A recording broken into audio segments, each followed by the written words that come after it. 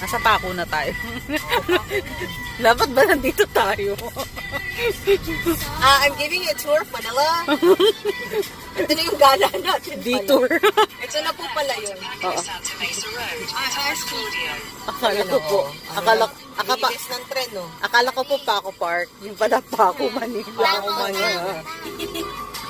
40 meters na lang. Liliko na ba tayo dito? Oo, ayan na, oh. Okay, sige na, go. Palikuin mo Tingin. ako kasi hindi ko na alam kung dumiretso ako kung saan pa tayo dadalhin.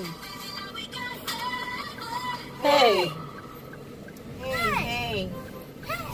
You. I mean, yun yung girlfriend. Yung nagta-traffic, nakatingin lang sa atin eh. Kuya, mag-traffic ka nga! Ako muna.